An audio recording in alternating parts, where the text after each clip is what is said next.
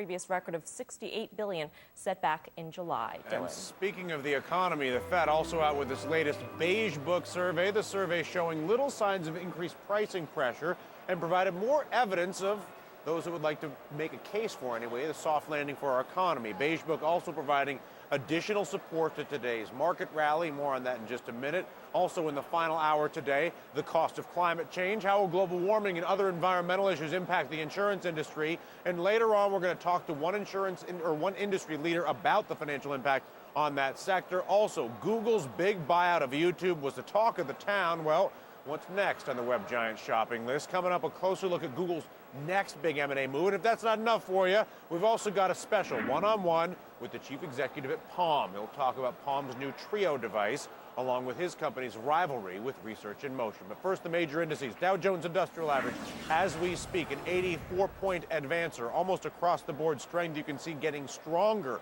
as the day progresses. Now a full percent. That's the NASDAQ we're looking at there, although my characterization holds true there, too. The technology name is doing well. The only difference is that's still 50% off of its record high. But that is the NASDAQ. Dow and S&P are both advancing. 85 on the Dow and the S&P 500 right now good for 10.7 at 1360. Our team covering the markets here at the exchange, over at the NASDAQ, out in Chicago, at the NYMEX, in the oil pits, along with our special guests. We begin right here with Bertha Coombs, who's our eye on the floor. Bertha.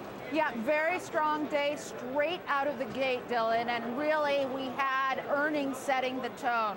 We had McDonald's raising its outlook. McDonald's, a Dow component, really giving us a picture of the consumer doing much better because we have lower oil prices. They seem to have a little more cash, a little more willing to spend. Then this afternoon, we're kind of waiting to see what came out in that beige book, and it was a perfect shade of beige. Not too hot, not too cold, with, again, indications of the consumer pretty strong in areas like New York and Boston, Chicago. Those were one of the regions that showed strong consumer strength in spending.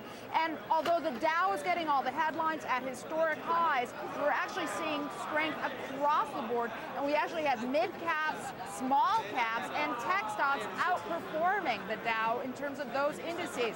Among the Dow's strength right now, AT&T, which trades right here, up 60 cents or so. That AT&T deal with Bell South will be postponed until the FCC votes tomorrow. So at the close of today, Bell South will continue to trade in the S&P 500. But taking a look at the Dow's high fives today, we have American Express, McDonald's, JP Morgan, Merck, and Hewlett Packard all reaching new highs, helping propel the Dow to its historic high today. Among the dogs continue to be Alcoa. It was a little more positive earlier today, but it is dragging things down again and the worst outperformer this afternoon. We're also seeing softness in a couple of sectors like the soft drink sector. In fact, Pepsi's earnings this morning beat by a couple of pennies, but the company's guidance was about a penny shy of expectation, so that has dragged down the soft drink sector, also dragging down Coca-Cola, another Dow component. But things looking pretty strong over in Techland, and Scott Wapner is standing by at the NASDAQ with a look at that. Absolutely, Bertha, thanks. We do have strength here, up just about 26 points, 1.1%, and that strength is still building.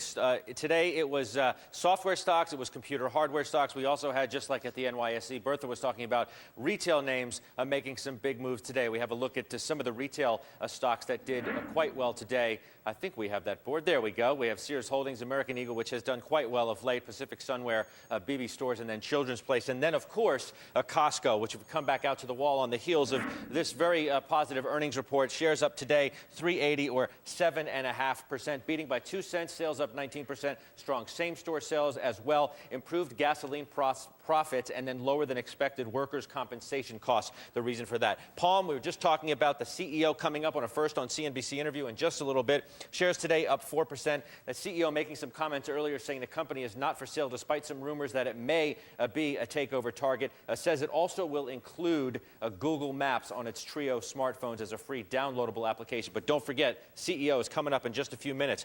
ImClone Systems down just about 1%. There it is now, down 1%. Carl Icahn trying again to oust 4 directors from the company's board. This on the heels of Chairman David Keyes and another director leaving the company this week. Yahoo shares down 0.5% right now. The Wall Street Journal reporting that talks with Facebook are now stalled, that deal could be dead. In fact, it's not imminent at all. Could be dead unless Yahoo is willing to up its $1 billion offer. However, it's worth noting here that last month, traffic to Facebook was down a little bit. So we'll have to see how that plays into the whole thing as well. And I'll end on CNET down 0.5% as well on a downgrade to the stock. Let's go down to Melissa.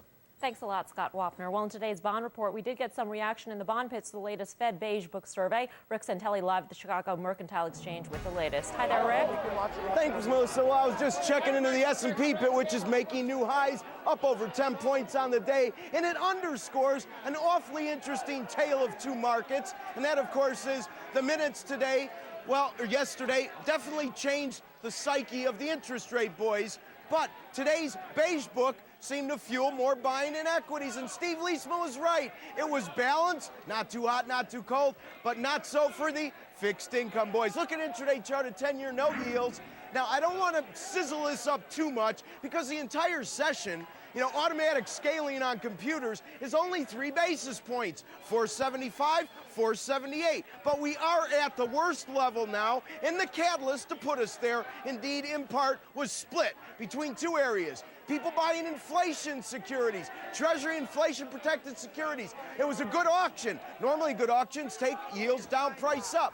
But a good auction when people are buying inflation protection isn't good. That started to teeter the market a bit, and indeed, they concentrated on one headline in the Beige Book: taut labor markets. This is some of the residual fallout to yesterday's minutes and underscores, look at a longer-term chart, that no matter how you slice it, rates are still good historically, but they're a little nervous at these levels because a soft landing arguably still could push rates a little bit higher. Now let's go to Sharon Epperson at the NYMEX.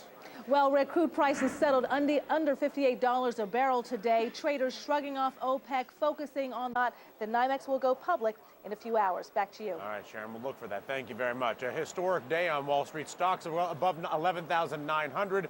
That's the first time that has ever happened, as investors cheering signs not only of tame inflation, but a robust earnings picture for the day. Joining us now for a closer look at the day's action, Jim Huguet, Chief Investment Officer at Great Companies, and Brent Wilsey, President of Wilsey Asset Management. I welcome you both. Brent, how much validity do you assign to the rally? I think it's a good rally, Dylan. I think there's a lot of good things going on. A lot of companies have good earnings, but I think investors have to be careful to watch out for companies that could be affected negatively from the third quarter when we saw the record oil prices. Companies could be hurt by that, like your theme park companies, hospitality, chemical companies. I think those companies might miss a little bit and could create a good buying opportunity on those companies. Jim, what do you think the best way to participate right now is?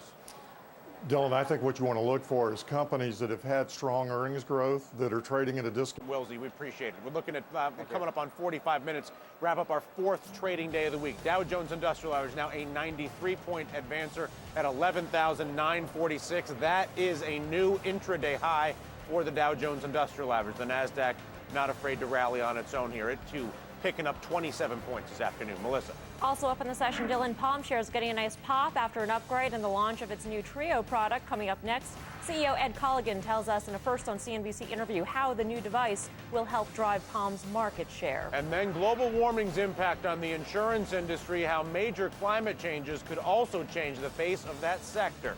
And after the bell, how the tragic death of Yankees pitcher Corey Lidle could affect the contracts of other professional athletes. That's straight ahead at 4 p.m. Eastern Time. But first, the most active names right here at the New York Stock Exchange, led by Time Warner, AT&T, Quest, Lucid.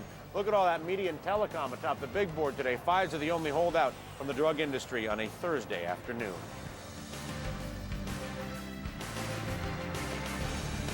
You're watching Closing Bell on CNBC. First in business worldwide. The